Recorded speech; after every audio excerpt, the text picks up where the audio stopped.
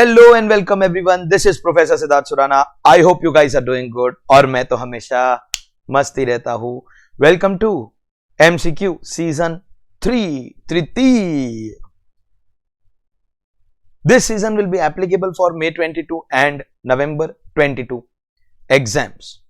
How is this different from Season 1 and Season 2?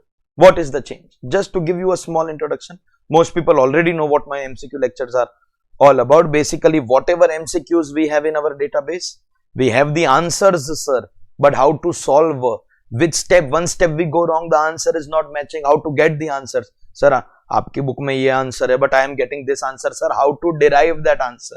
That's the whole idea behind making this MCQ. The Season 1 and Season 2 was really liked a lot by students. They said it was really very helpful and useful for our exams. This motivated me to continue this work. It's simple. If you like my work, I continue. The day you don't like my work, I discontinue. Then and there. So Toko like Toko like. Comment karo, bolo, kasam se bolo. Okay.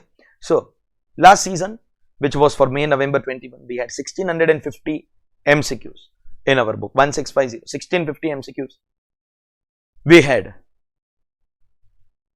Now what is extra now this time? This time's book has got about 1800 questions. 1799, if you add all of them. 1799, you count it as 1700 or 1800? 1799. So 1800 MCQs we have, sir. So you will be thinking, sir, 150 new questions? No.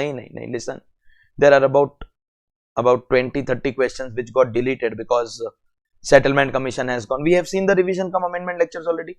Settlement commission, some concepts got deleted. So some questions got deleted. So about 50 questions overall had to be deleted.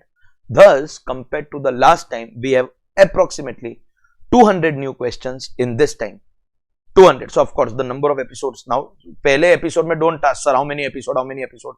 As and when we go further, every day we will be having 2 hours. Target will be about 150 to 200 questions per day. So minimum 10, maximum 12 to 15 lectures. I'll try to keep it as fast as possible. The best thing that I am doing to save the time of students is the theory based MCQ I will discuss with the students in class only. The sum based MCQs I have already solved. I already have the solution ready. I'll just discuss so that I save the overall time consumed by the students. So this is what we will be doing, and we will continue our sessions 9 to 11 every day. So 1800 MCQs. Every question of ICAI database released since May 19, since the time they have kept MCQs in exam. Every MCQ we have covered, whether it was sample questions, whether it was any RTP. Last year, Institute released a case study digest, MCQ and case study digest. Huge number of questions. So they used to give us story 5 questions, and our last year's book was already made before that. So the students were finding it a little difficult. We have incorporated the full case study. Anyways, more than 80% of the case study digest questions were already covered only, but we have now, there is not a single question that we have not covered. So all questions of MCQ case study digest are also now covered in this book. Till the May 21 RTP is also covered. May 2021, the exam which happened in July later, that RTP is also covered, and this book was made after that RTP. So what is not covered? December 21 RTP. It was November exam conducted in December. December 21 RTP. While I am doing this lecture, the May 22 RTP will be out very soon. So that is obviously not covered. Book is already ready. And November 22 will to happen. RTP will happen very late. So December 21, May 22, November 22. These 3 RTPs are not covered. Till May 21, all RTPs are covered. Case study digest is covered. Everything is covered. Sir, so what about these RTPs? Don't worry. No, you know, every time RTP comes out, the RTP lecture is also recorded and uploaded. So December 21 RTP lecture is already recorded and uploaded with solutions. Same we will do for May 22, November 22, separate from these lectures. So for you in my YouTube channel, you will get all the MCQs. Till May 21 RTP, you don't need to search any other database or any case study digest. Everything is covered. Other than this, extra will be, I repeat for one last time, December 21 RTP, May 22 and November 22 RTP. Only these 3 extra things you do, and you are ready for your MCQs. So let us see what do we have in store for us. We have the chapters in the same order as we do in class, same order as we conducted our revision and amendment lecture, same order we will be doing the chapters. This time, if you observe against the name of the chapter and the page number, I have also written in every chapter how many questions are there. So that helped me for a better planning. So I decided that these many MCQs I can cover in the first episode, then these many I can cover in the second episode. My planning became a little perfect because I know that how many MCQs I have to solve per episode. So my calculation presently is telling me it can be about 9 to 10, but it can be a little more or little less. That time will tell as and when we go further. Questions have been compiled in the order of the main textbook.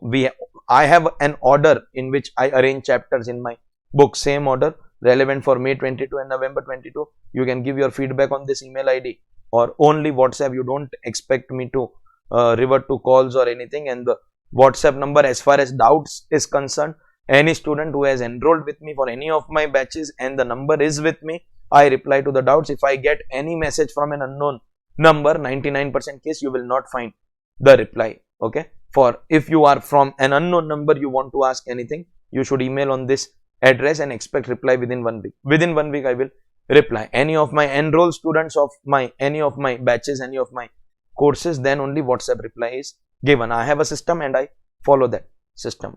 For further details, for any material you want, for example, amendment summary will be uploaded.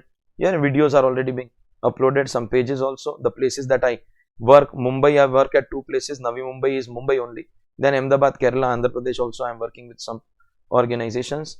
And of course, now let's start with our first chapter, introduction. The term person in Income Tax Act 1961 includes AJP, AOP, BOI, local authority, or of course all of the above.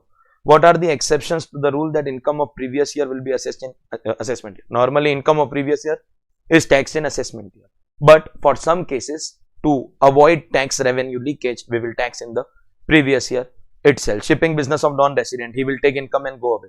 Person living in India is going away. Person likely to transfer property, all of the above. Mr. Malia, non-resident, age 69 years, will get basic exemption limit up to dash under normal provisions and dash under 115 BAC. You will see, sir, 69 years, so senior citizen, non-resident. So what will be basic exemption? 250. And as far as the new regime is concerned, just let me remind you, for individual of any category, even resident, senior and super senior citizen, they don't get 3 lakh or 5 lakh. It is 250, 250 everywhere. So 250 and 250. State whether true or false. A resident individual, his 60th birthday falls on 1/4/22, would be treated as senior citizen for previous year 21-22. So for the full previous year, the assessee was non-senior citizen. And then on the first day of the assessment year, the assessee became senior citizen. Will he be treated as senior citizen? Yes. Anytime during the year or 1st April of the assessment year. And therefore, yes, he will be treated as a senior citizen. Marginal relief has to be added. Marginal relief has to be deducted. At what point of time? First we calculate basic. If it's a case of surcharge, obviously there will be no rebate.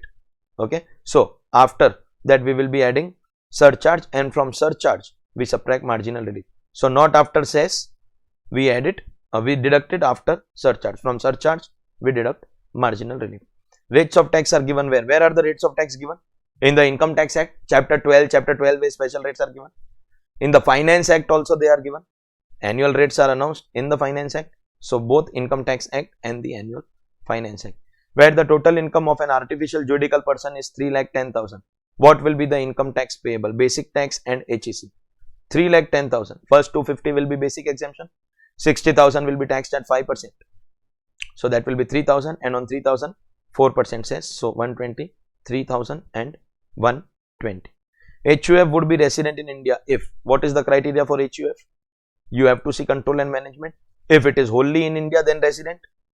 Wholly outside India, then non-resident. And one decision also taken in India, then it will be resident. So control and management situated wholly or partly in India. For HUF to be ordinarily resident in India, additional conditions. See, only individual and HUF have this ordinary, not ordinary criteria. Okay. So for residential status, you will check this. But for ordinarily resident of HUF, you have to see the additional conditions to be fulfilled by the Karta. Whether income from fisheries is an agriculture income? No. Fisheries, you have to perform basic operations. So fisheries cannot be agriculture income. State whether true or false. Income derived from saplings and seedlings grown in a nursery is not an agriculture income. As per section 10, if you are deriving income from seedlings and saplings, it is an income, agriculture income. So if they say not an agriculture income, then the answer will be false. See how can your answer change? If I just remove the word not from you, then the answer will become true. Is it an agriculture income? Yes. So if I remove the word not, it will be true. But if they say not an agriculture income, then false, because it is an agriculture income. Which of the following is exempt? Payment to Bhopal gas victim is exempt. Agriculture is exempt. Share of profit received from HUF is exempt, and that means all of the above. Mr. Saif has rented out his agriculture land in India to Taimur, which is used by Taimur for agricultural purposes. Saif received 3,10,000 as rent from Taimur. This 3,10,000 is taxable under which head? Sir, land hai, so it can go in other sources. It can't go in house property and salary. So other sources, rubbish. If the land is in India and used for agriculture purpose, land in India used for agriculture purpose, agriculture income of Taimur will be exempt, and the rent of the landlord also will be exempt. What is the definition of agriculture income? Rent or revenue. Rent or revenue from land in India used for agriculture purposes, exempt. Red Label Limited is a company engaged in tea business. Kishore, one of the shareholders of Red Label Limited, received dividend of 90,000 from such company. Out of 90,000, how much is agriculture income? The company's income will be agriculture income. Dividend is return on investment. Dividend cannot be agriculture income. Dividend income will be taxable income. Which of the following head of income is exempt for trade unions? This is again an exemption under section 10. They have exemption of house property, capital gain, other sources. All of the above. All of the above is going to be exempt. Concept of partial integration of agriculture income with non-agriculture income is applicable to whom? To all assessees who have slab rates. So individual HUF, AOP, BOI, AJP. The scheme of partial integration, some students had this confusion. Sir, what is this scheme exactly? What is the impact? It was more relevant as an inter student, but sir, at now final I don't remember this. So I have made a separate video on scheme of partial integration just before my revision lectures start. The last lecture that was uploaded was scheme of partial integration, so you can find over there. Mr. Danny Densongpa, born and brought up in Sikkim, had a net profit of 2 lakh from business located in Sikkim and interest of 50,000 on securities issued by government of Rajasthan. Discuss the taxability. Under section 10, there is an exemption that whenever you are a Sikkimese individual, you will get exemption. Of which income? Any income in the state of Sikkim will be exempt. Any income in the state of Sikkim will be exempt. So, business located in Sikkim will be exempt.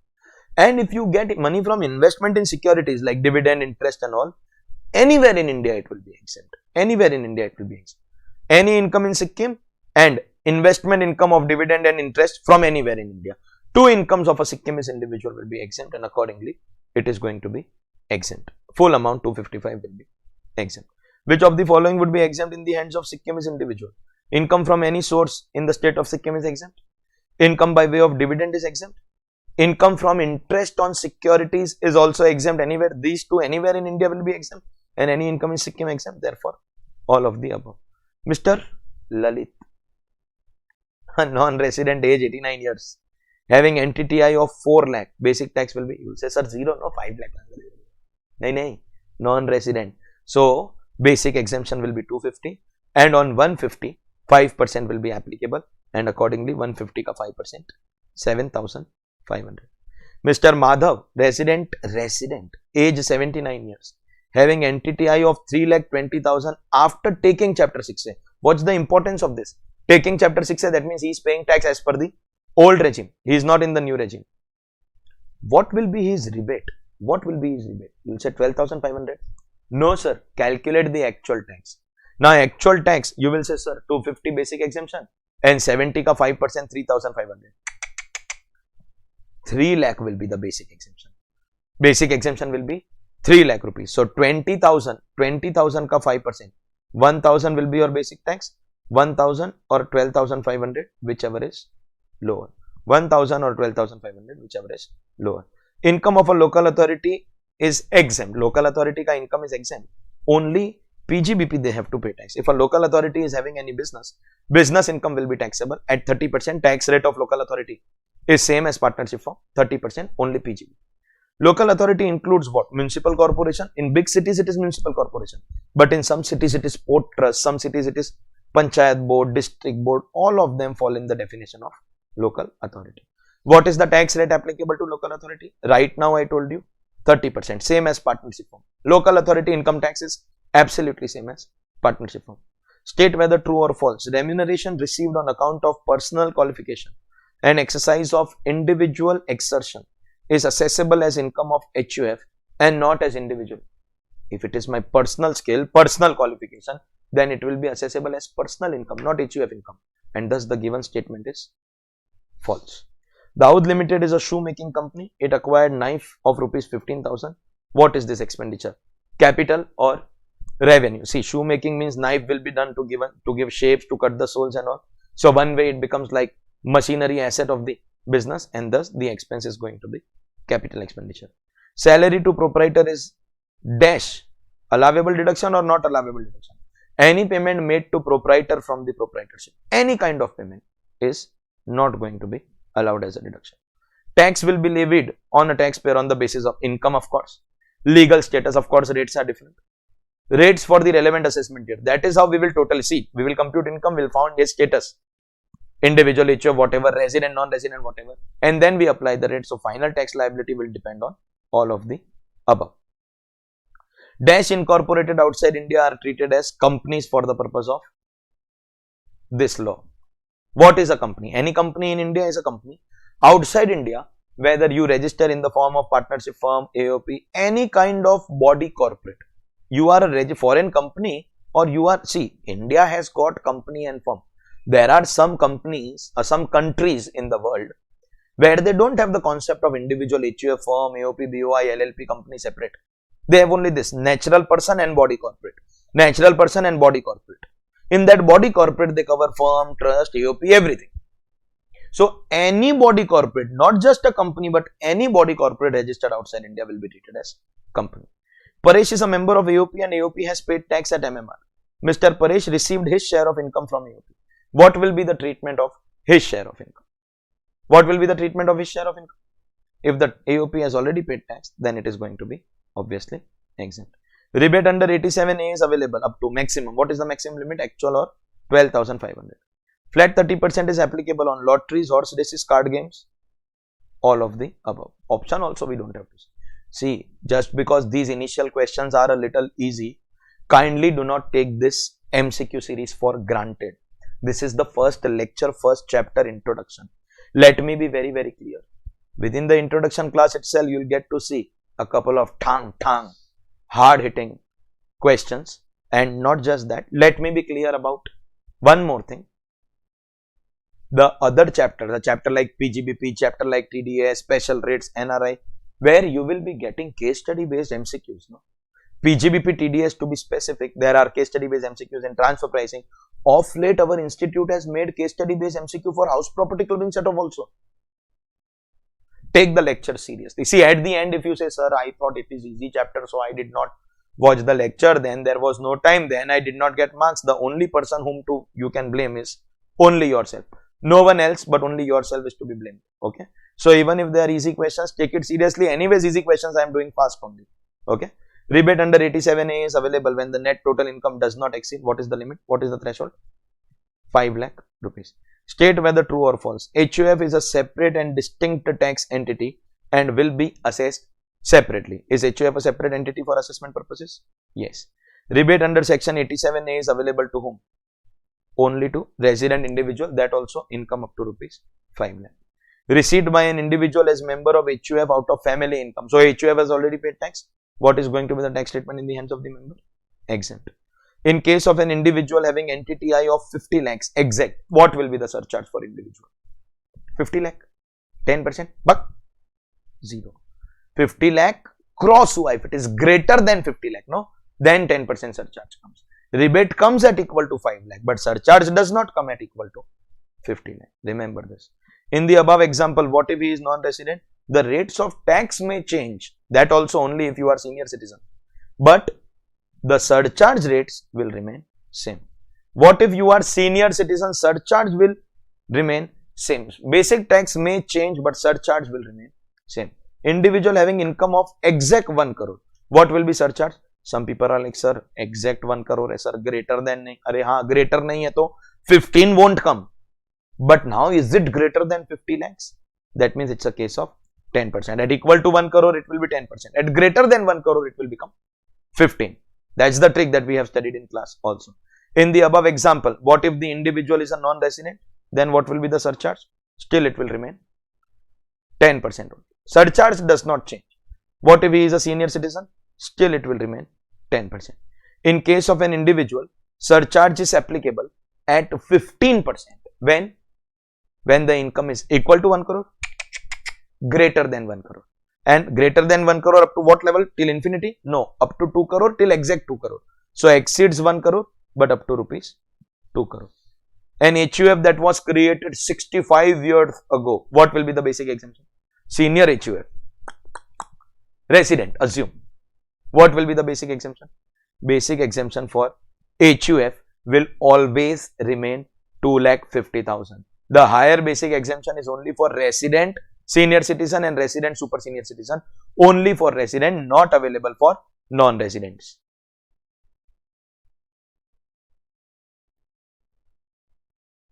Higher basic exemption limit is available only and only if you are a individual. Otherwise, it will be 2,50,000 for all. For AY 22-23, what is the rate of cess? What is the rate of cess? 4%. Mr. Harry and Mr. Sujoy are resident Indian citizens and have been appointed as senior officials of country A embassy and country B embassy respectively in India. So, you can say, let's take example, New Zealand and Singapore. They will both have Indian embassies. And Harry and Sujoy are appointed as officials in their embassy. That means they will get salary from New Zealand and Singapore respectively in October 21. Mr. Harry and Sujoy are both subjects of country A and country B. Subjects means government of India is, government of those countries will give them salary and are not engaged in any other business or profession in India. The remuneration received by Indian officials working in Indian embassy in country A is exempt. That means first country mein, if Indian, see, if they, New Zealand, Singapore have embassies here, there will be Indian embassy in New Zealand and Indian embassy in Singapore. So, in country A, the Indian embassy officials who are working, that country does not levy tax, but in country B, it is taxable. That means, Harry and Sujoy are working in India in the embassy of those countries. But, when our officials go and work in Indian embassies over there, then country A gives exemption, country B levies tax. Then, whatever remuneration Harry and Sujoy are earning in India from their respective embassies, what will be the tax treatment? See, there is a rule that diplomatic immunity ke andar, if any foreign country ka embassy officials are working here, we give them exemption, provided that country also gives exemption to our officials. So, country A is exempting the salary of Indian officials. So, who is the employee of country A embassy? I think Harry. So, Harry ka income should be exempt and country B is taxing. So, we will also tax for Sujoy. So, ideally your mind may tell you that Harry ka income is exempt and Sujoy ka income is taxable. But what you need to focus here is they are Indian citizen. And the exemption which I am talking about of section 10, that exemption is available only to foreign citizen. That means once you are an Indian citizen and you get job in an embassy, your salary is going to be taxable. Once you are an Indian citizen and you get job in an embassy, your salary is going to be taxable. When you are a foreign citizen, then we will check which country is giving exemption. Okay, so that country ka employee also we will give exemption. But if you are Indian citizen, khatam, tata, finish, bye bye, gaya. You have to pay tax. What will be your answer if they are non-Indian citizen? Then exemption will be allowed. But exemption will be allowed to whom? Only that country's official, which country gives exemption to our official. So, country A gives exemption. So, country A ka official ko we will also give exemption. Harry is country A ka official. So, Harry will get exemption. But Sujoy is country B ka official and country B is levying tax on Indian officials. So, Sujoy ka income will be taxable. So, Harry will get exemption. Sujoy has to pay tax. The only thing that you have to be careful about is that they are Indian citizens, then both are taxable, and if they are not Indian citizen, then only remuneration of that employee will be taxable, which country levies tax on Indian embassy officials. Question 47. Music Academy, as per its rules, pays fixed honorarium per concert to each musician performing in the concert organized. Hari, a violinist, however, refuses to accept this sum He requests Music Academy to pay such sum directly to aid US and unregistered institution providing relief to the poor and needy in rural India. What would be the tax consequence? Supposingly I am working with any organization. So I'll get my salary, my professional fees. I am telling no, pay it to that trust, to that organization, and unregistered to that organization. It's application of income. I have already earned it and it is like I am donating it. So first of all, Hari has to pay tax. Okay? Hari has to pay tax. But the question is, after receiving, it is like Hari has received from Music Academy and then Hari is paying to that organization. That means Hari has also received income and that organization has received the income from Hari, and accordingly Hari also has to pay tax and that organization also has to pay tax. This will be taxable both for Hari as well as that organization. In the very first episode, very soon we have now the privilege of getting this idea about what MCQ is all about, and this is just a trailer. Just see what do we have. Arjun, age 40 years, total income comprises of long-term capital gain on sale of land 5 lakh, so that's 112. Short-term capital gain on listed shares 2 lakh, that's 111A. Lottery income 1 lakh, 115BB 30%. Saving account 30,000. He invests 1,50,000 in PPF and claims the tax benefit under section 80C. The importance is that means he is claiming benefit, means he is a case of old regime. What will be his tax liability? They are not asking income, tax. So you are like, sir, ek kaam karna, take the total 5 lakh, 2 lakh, 1 lakh and 30, 830. Give deduction of 150 PPF and calculate tax as per old regime. Ye pagal. Any income taxable at special rate, no deduction. Now go watch the last revision lecture. Deductions ke chapter mein we discussed it. That means from 5 lakh, 2 lakh and 1 lakh you will not get any deduction. Even if you've contributed 150, the deduction will be restricted to 30,000. In this also, even if you take 80 DTAA, you have to take from this. 30 is the maximum deduction. 30 will go away and the remaining incomes will be taxable. Understood? So don't give directly 150. Sir, then okay, chal, remaining are taxable. Chalo, I know. This will be 20%. This will be 15%.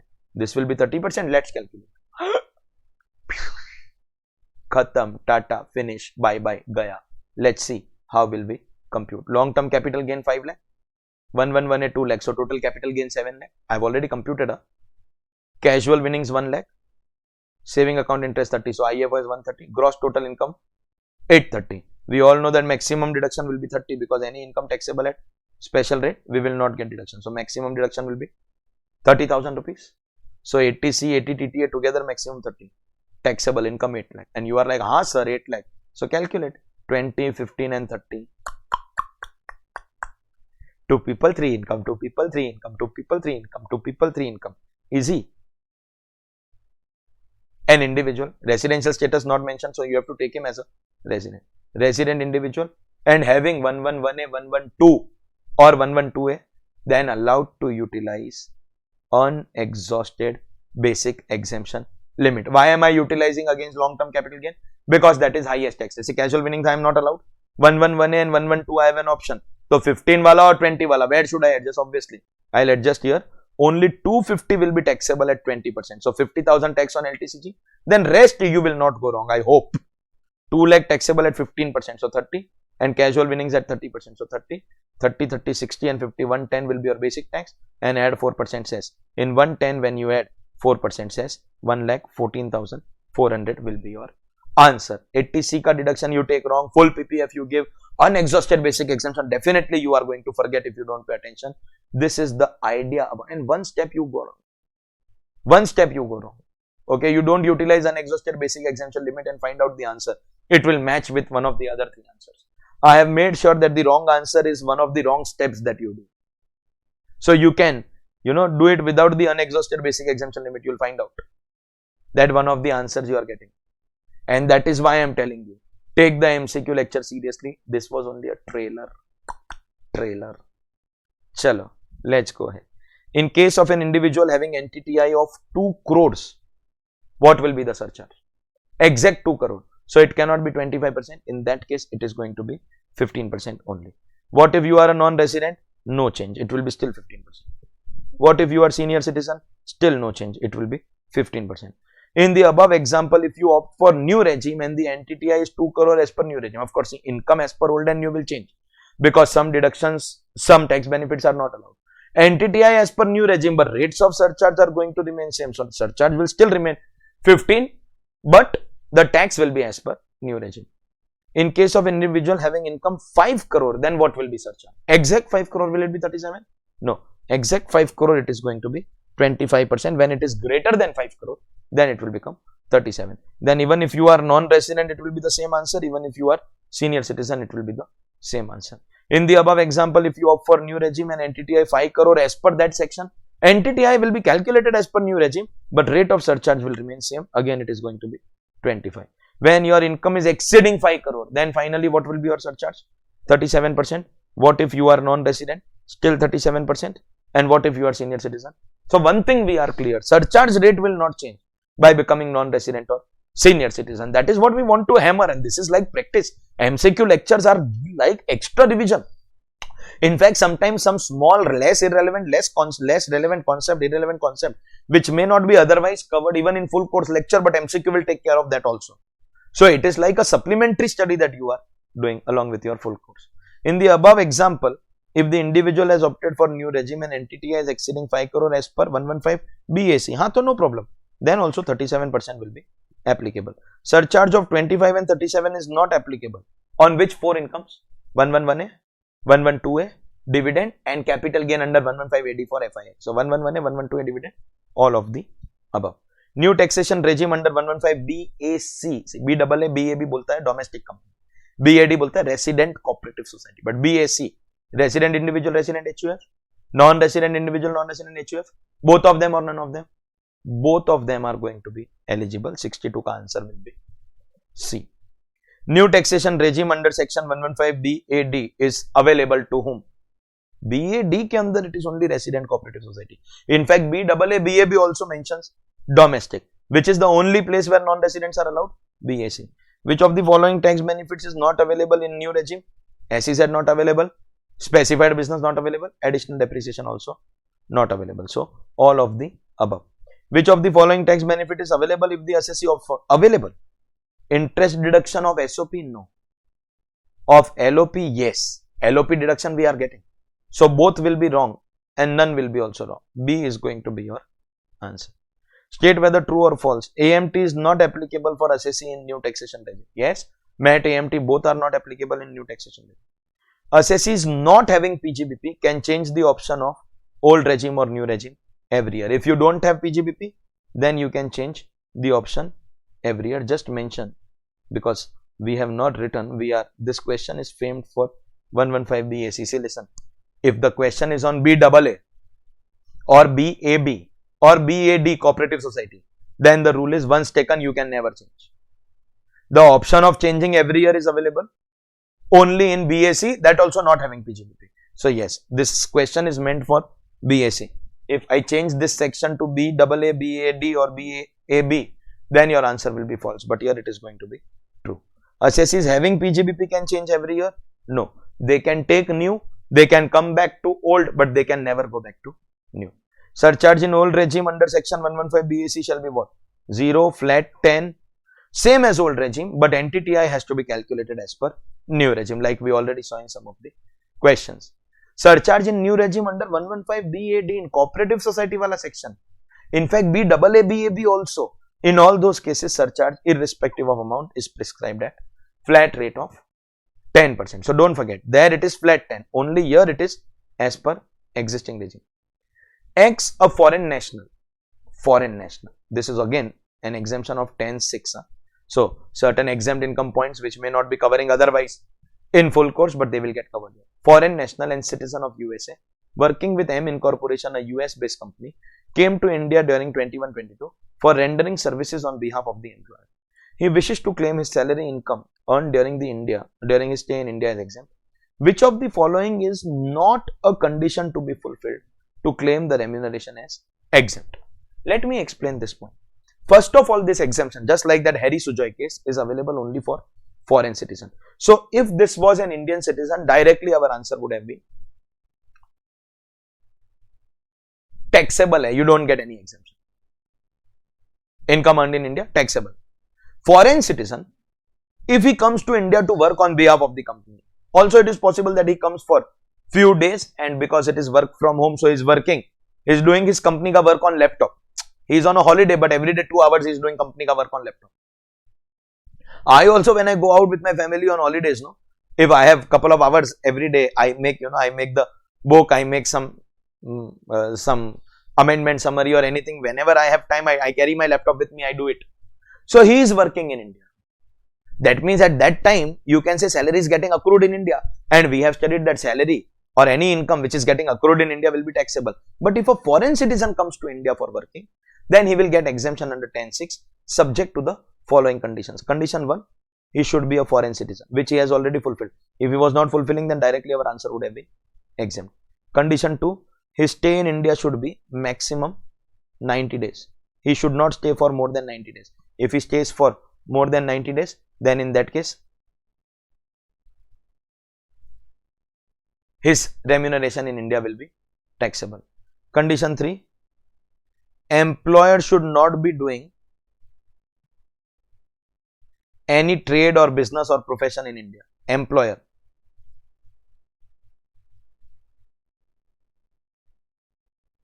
And condition 4,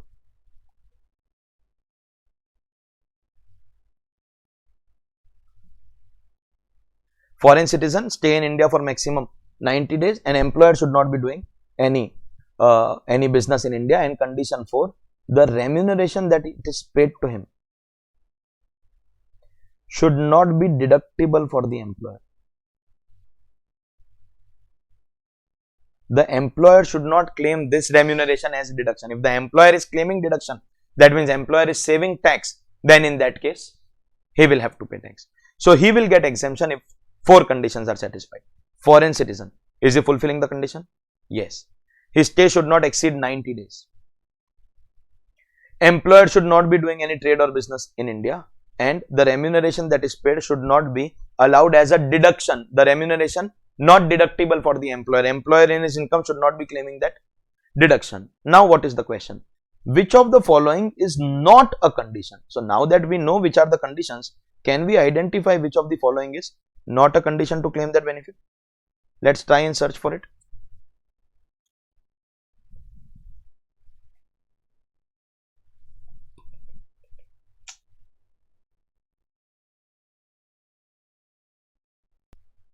Sorry, the pen stopped working. So we are asked which of the following is not a condition to claim the exemption. Let's see, do we know the 4 conditions? Foreign citizen, stay maximum 90 days, employer not doing any trade or business in India, and remuneration paid should not be deductible for the employer. Let's see. Which of them is not a condition we have to identify? M incorporation should not be engaged in any trade. That's an applicable condition and they are asking not applicable. So this is not our answer. X should not be engaged in any trade. No, there is no such rule. So mostly this is our answer, but let's see the others. X stay in India should not exceed 90 days. Yes, this is a condition. So this cannot be our answer. Remuneration received by X should not be liable to be deducted. Yes, this is our condition. So this is not our answer. So finally we can safely and peacefully say that for 71 the answer will be B, wherein X should not be doing any business in India. Such a condition is not applicable only. Such a condition is not applicable that X should not be doing any business. The condition is applicable only for company should not be doing any business. Let's go ahead. Next chapter, double taxation avoidance agreement, also called as double taxation relief and also relevant for international tax syllabus. Tax can be levied on an assessee due to residence or source, of course, both of them. X, a resident of India, earned income in New Zealand and paid tax in both countries.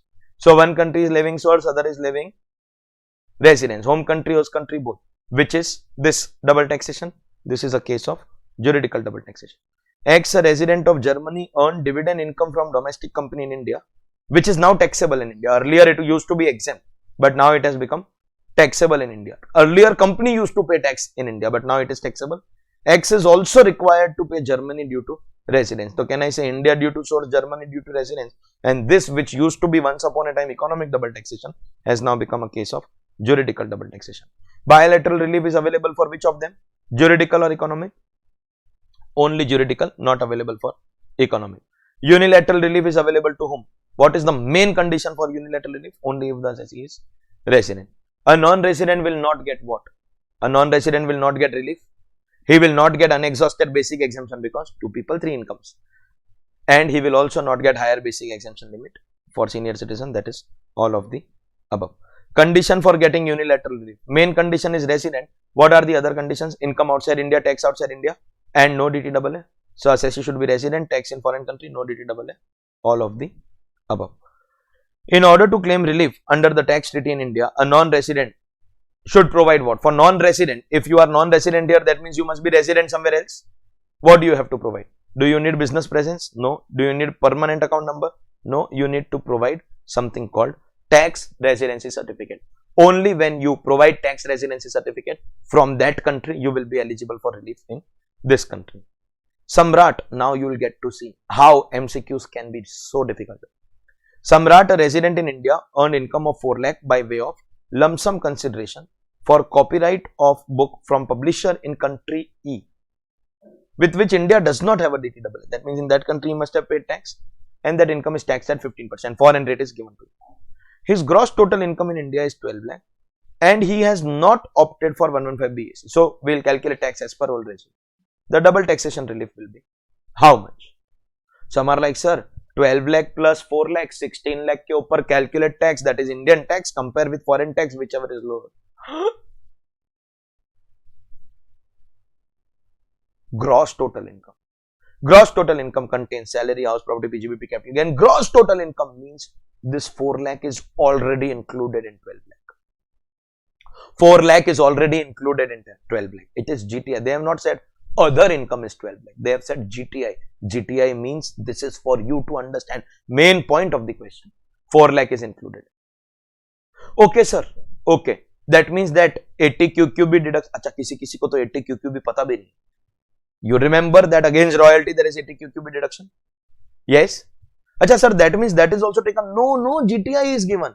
That means 12 lakh is 8 lakh other income, 4 lakh royalty, total 12. This is GTI, and from this GTI we give chapter 6A. From this 4 lakh we get 3 lakh. 3 lakh is the 80 QQ deduction, and NTTI will be 9 lakh. And not opted means deduction will be allowed. That means Indian tax will be calculated on 9 lakh. Let me show you how. Gross total income including royalty is 4 lakh rupees. Royalty is 4 lakh, so total is 12 lakh. Then we give 80 QQB. This is GTI, so direct chapter 6 hai. 9 lakh. On 9 lakh we calculate as per old regime because he has not opted. You can apply 12,500 is the tax up to 5 lakh. Then 4 lakh ke upar you will apply 20%, so 80, 90 to 500 plus 4% you will do. 96,200 you will get. Average rate of tax 96,200 is calculated on 9 lakh. So average rate of tax you will get 10.69.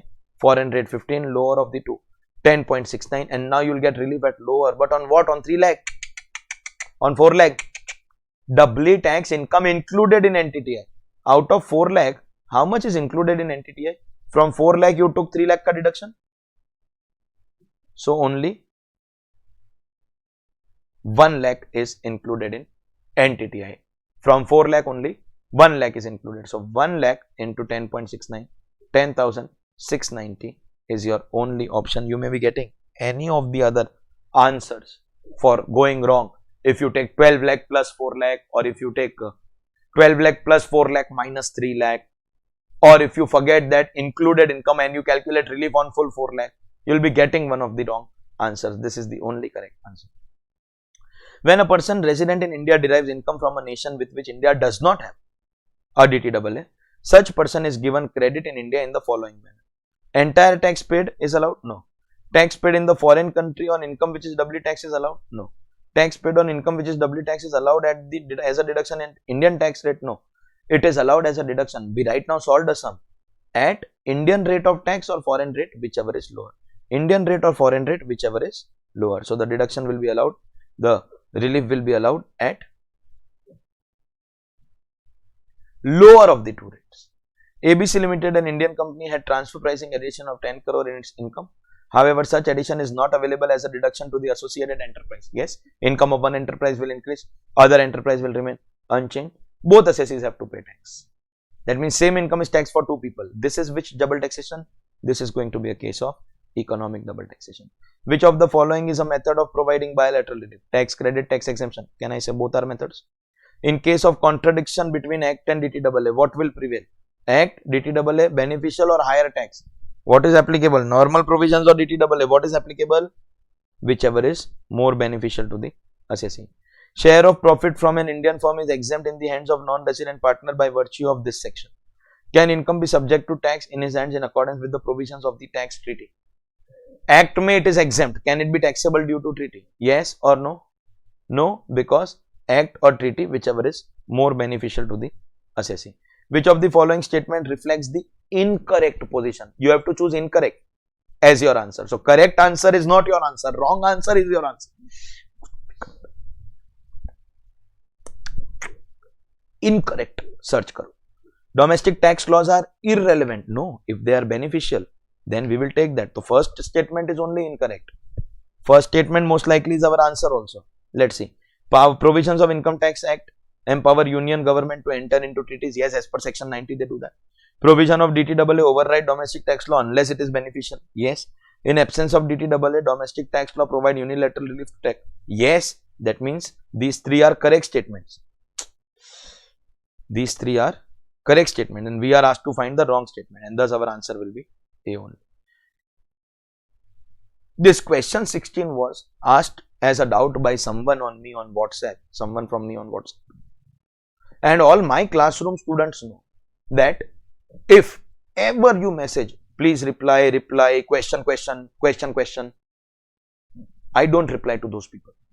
Because if you want to deal with me, you need to have patience. If you don't have patience, I always say not compulsory to join. It's a coaching class, it's not a school that it is compulsory to join.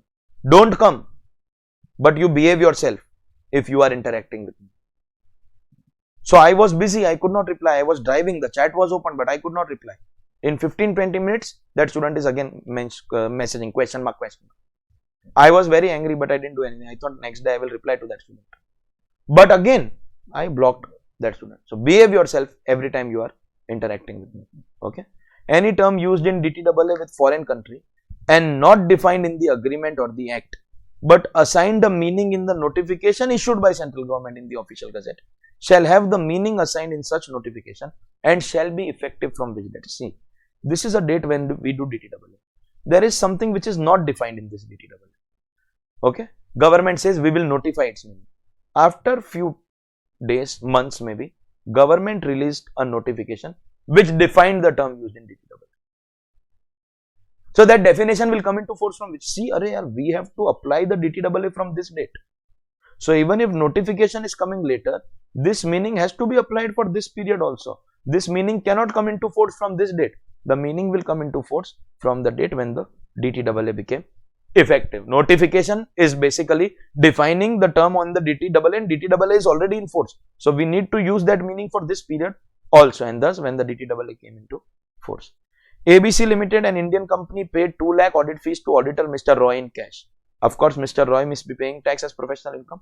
However, the expense was disallowed due to violation of course 10,000 say jada. If you have made cash payment, then it will be disallowed. This is an example of, listen, professional Roy is paying tax because it's his income, and ABC Limited is also paying tax because it is disallowed. Same income for two people. When it is two different people, it will be a case of economic double taxation. When it is two people, it will be a case of economic double taxation. That was our chapter DTAA. Next chapter, mode of acceptance and repayment of loans. Suppose Mr. Naveen is an employee working in public sector. What will be the consequence of the following transaction? He repaid a loan in cash 24,000, including interest of rupees 5,000, which he took from his friend for higher studies. That means, can I say he has repaid cash loan of 20,000 or more? The outstanding balance including interest is 20,000 or more. Disallowance under 40A3 cannot apply. That's in PGBP. It's a case of violation and thus repayment penalty. See, taking loan ka penalty is 271D. Repayment penalty is 271E. That will definitely get attracted. So disallowance is wrong and no penalty or disallowance is also wrong. Penalty under 271E will get attracted. Okay. Penalty under 271 will get attracted. If you take my opinion strictly is how much is the amount repaid? 24,000. And what is the quantum of penalty? The amount repaid in violation. The amount repaid in violation. So my answer, to be very honest, is 24,000. If you observe the last year's MCQ season also, it was 24 only, and I stick to that answer, 24,000. But this question was kept in the MCQ case study digest by ICAI, where they took another opinion. They did not follow this answer. They said, Sun, even if 24,000 is repaid, for outstanding balance we are checking full 24. And if it is 20 or more, then only penalty will get attracted. If it was only principal repayment of 19,000, then there is no penalty only. So yes, penalty will come. But ICAI ka suggested answer says that in this, the loan being repaid is only 19. So interest is 5,000, loan is only 19. And according to ICAI, the answer is C. So in the suggested answer here also, I have written answer C. Last year I had written B.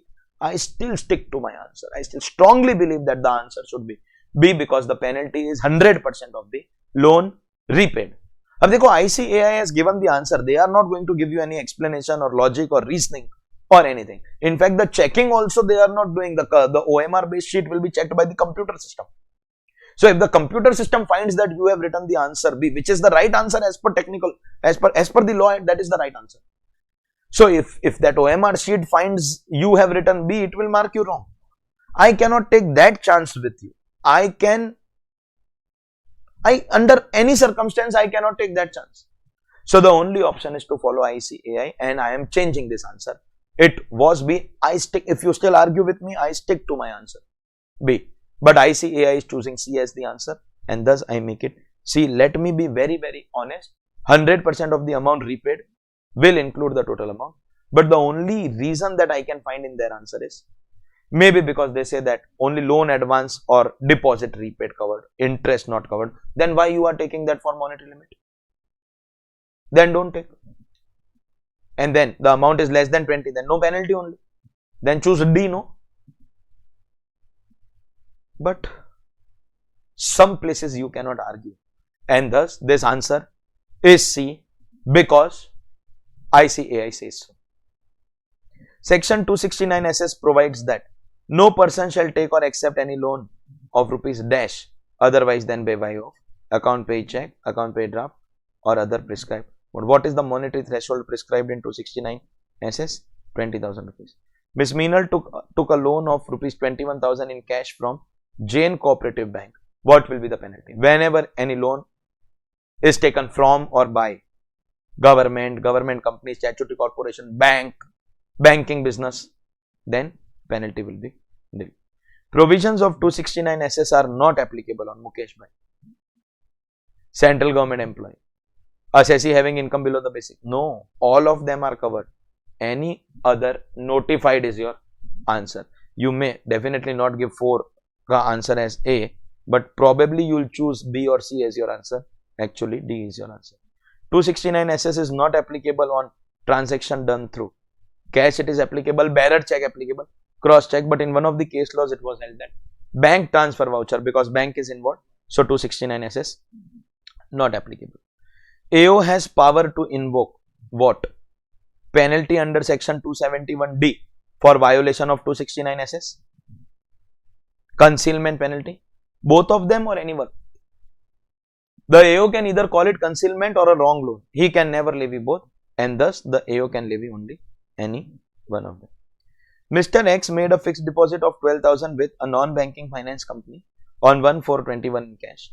Thereafter, he made another FD of 7,500 with the same NBFC on 1/8/21. Total is becoming 19,500. By bearer check, on 31st March 22, he made yet another fixed deposit of 8,000 with the same NBFC. Which of the following statement is correct? Penalty under 271D is attracted at the time of first so not applicable for sure, 12,000.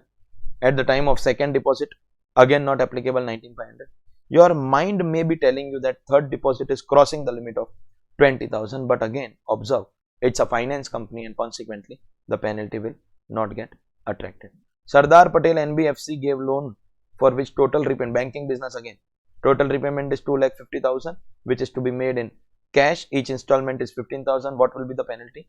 Under 269T, penalty under 269T, 0 penalty, again because it is NBFC getting involved. No penalty again because it is involvement of NBFC. So there is going to be no penalty in this case. That's the end of our chapter, cash loans.